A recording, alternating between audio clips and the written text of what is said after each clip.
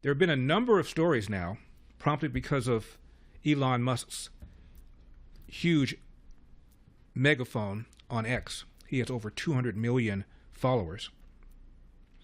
And he has been writing about what he considers to be the biggest peacetime crime and cover-up in British history. And Britain's been around a while, you know.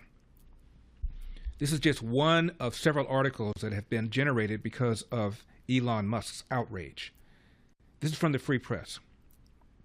It says the grooming and serial rape of thousands of English girls by men of mostly Pakistani Muslim background over several decades is the biggest peacetime crime in the history of modern Europe.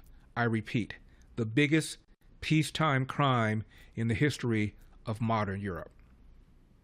It went on for many years, goes the article, and it is still going on, and there has been no justice for the vast majority of the victims.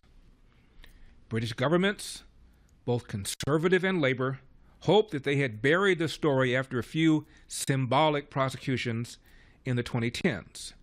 And it looked like they had succeeded until Elon Musk read some of the court papers and tweeted his disgust and bafflement on X over the new year. Just in the last several days. Britain now stands shamed before the world. You think that we cover up migrant crime here in America? The scandal, goes the article, is already reshaping British politics. It is not just about the heinous nature of the crimes. It's that every level of the British system is implicated in the cover-up. Social workers were intimidated into silence. Local police ignored, excused, and even abetted pedophile rapists across dozens of cities. Senior police and Home Office officials deliberately avoided action in the name of maintaining what they called community relations.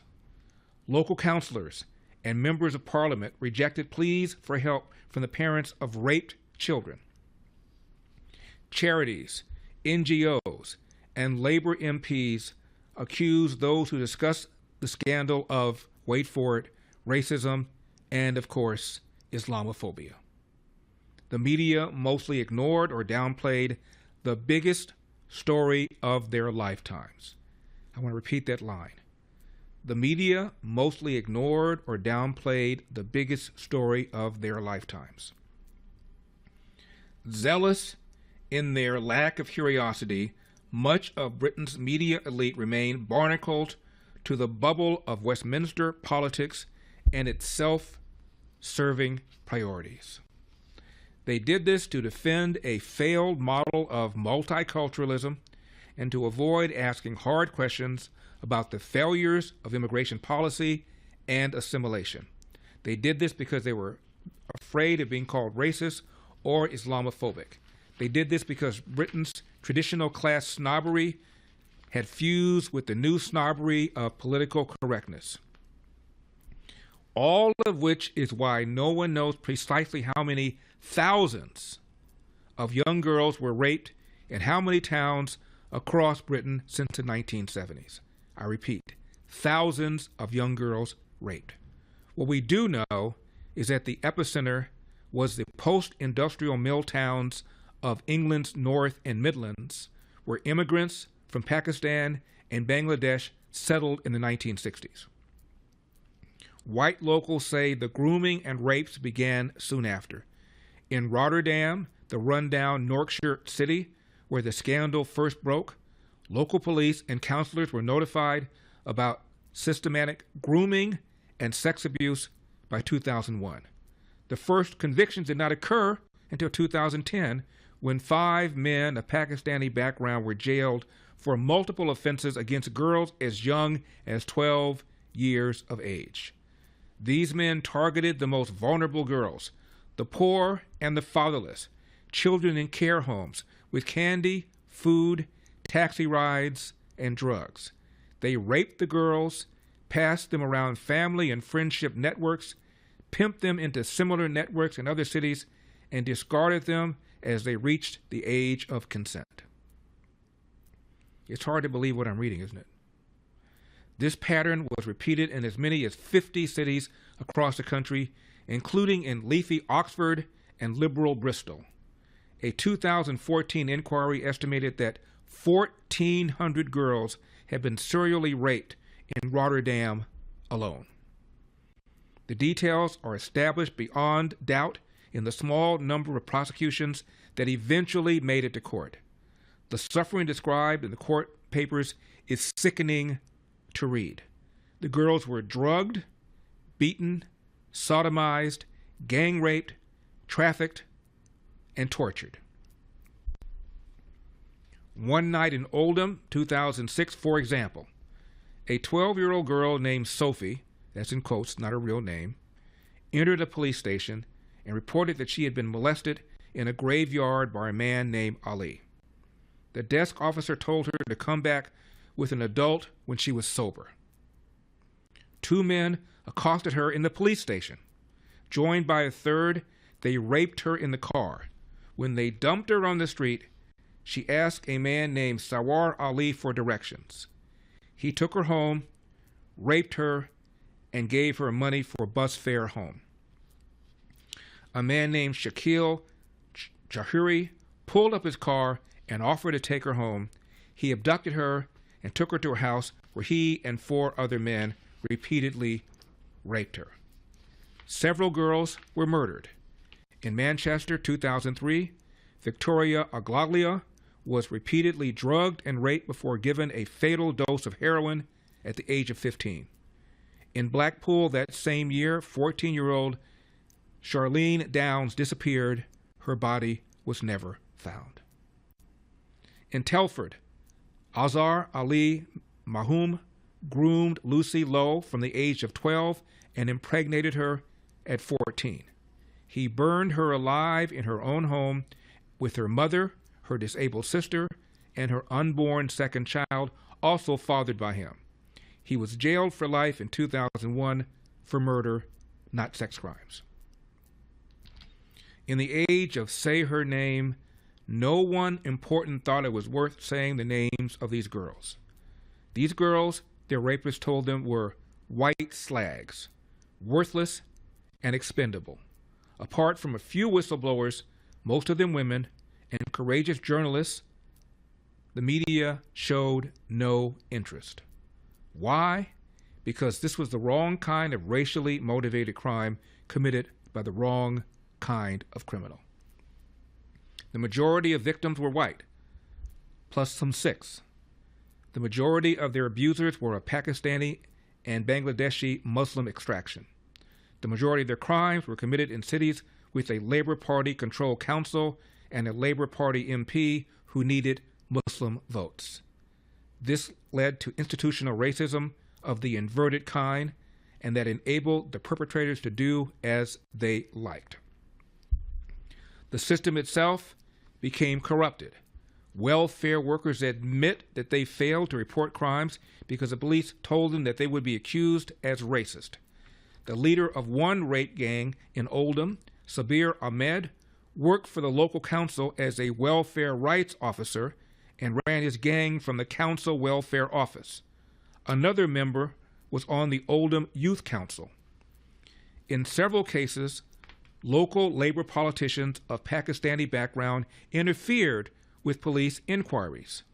In Telford in 2016, 10 members of Labor Council wrote to the Home Secretary, the Conservatives' Amber Rudd, claiming that the allegations of abuse were sensationalized and that there was no need for action. 2 years later, an investigation by the Sunday Mirror newspaper counted some 1,000 victims. The superintendent of the West Mercia Regional Police significantly disputed the figures and said the Mirror had sensationalized the issue. The police were in no hurry to inquire. Senior police repeatedly denied that there was a problem, then denied its obvious racial and religious elements. Government and police agree that regardless of which party is in power, the peace in multicultural mass migration Britain depends on community relations. The law-abiding public's alarm about the consequences of mass immigration is suppressed, stigmatized by the political class and the press as racism of the far right. These are just some of the highlights, and there's more. We're going to talk to the executive director of Falun Dafa Information Center, and we'll return to this later on in the hour. The article continues. For the Labour Party, we're talking about the cover-up of the rape of British young girls, mostly by Pakistani and Bangladeshi Muslims living in UK. For the Labour Party specifically, community relations means cultivating urban Muslim voters. Nazir Afzal, who was the chief Crown prosecutor for northwestern England between 2011 and 2015, claims that in 2008 the Home Office advised police not to prosecute grooming gang cases because the girls had, quote, made an informed choice about their sexual behavior, end of quote. Are you kidding me? In late December 2024, Jess Phillips, the Home Office's Minister for Safeguarding and Violence Against Women and Girls, refused request from the Oldham City Council for a government-led inquiry into the institutional failure and corruption that had made the Oldham cases possible. The only thing Phillips is safeguarding is her seat. The Conservatives were not much better. In 2019, shortly before he became Conservative leader and Prime Minister, Boris Johnson complained that money spent on investigating historic child abuse crimes was money spaffed up a wall. Spaffing is English slang for ejaculation. I didn't know that. In 2020, Johnson's Home Office suppressed the Conservatives' own research on these gangs, releasing it, he said, was not in the national interest.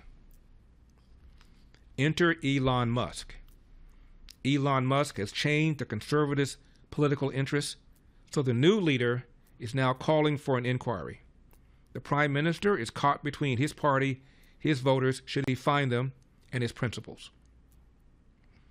As director of the Crown Prosecution Service, or CPS, between 2008 and 2013, Starmer, the Prime Minister, secured some successful convictions against the rape gangs. But Starmer and his lawyers also failed to bring other major cases to court. 2009, the Starmer-led Crown Prosecution Service dropped its prosecution of a grooming and rape gang in Rochdale, despite having DNA evidence and hours of testimony on video. When Nazir Afzal, working as a Crown prosecutor in 2011, one of his first actions was to reopen the case and reverse the CPS's decision. 2012, he secured the convictions of 9 men, 8 of them Pakistani background and 1 Afghan background. Afterward, the prosecutor said white professionals' oversensitivity to political correctness and fear of appearing racist may well have contributed to justice being stalled. Starmer, the Prime Minister, admitted, quote, particularly in cases involving groups, there's clearly an issue of ethnicity that has to be understood and addressed, end of quote. But he claimed that the failure to prosecute had been caused by a lack of understanding about the victims and a credibility issue. Now Starmer has his own credibility issue. A Manchester-based detective who helped to expose abuse in Rochdale says Starmer is as guilty as anyone I know for the failure to protect some of Britain's most vulnerable children. By the way, Starmer has yet to address the Labour Party's historic role in this mess or his own record of complicity. He has yet to say whether he agrees with his minister, Jess Phillips, that there should be no national inquiry. But now that Musk has said the unsayable about the unspeakable, there is no going back. Starmer's equivocations look like what they are, covering the party's backside at the expense of justice for the victims. Announcing another inquiry will not be enough to pacify the British public, nor will it reduce the popularity of Nigel Farage and his Reform UK party. Their main appeal that they say what no one else dares say: the entire British system has become morally bankrupt. Ironically enough, Musk's call for Farage to step down is likely to take the pressure off Starmer. Thanks for watching these clips from The Larry Elder Show. If you enjoyed this content, be sure to subscribe to my channel and hit the bell icon so you never miss a moment. More thought-provoking discussions are just a click away, so stay tuned, and we'll see you in the next one.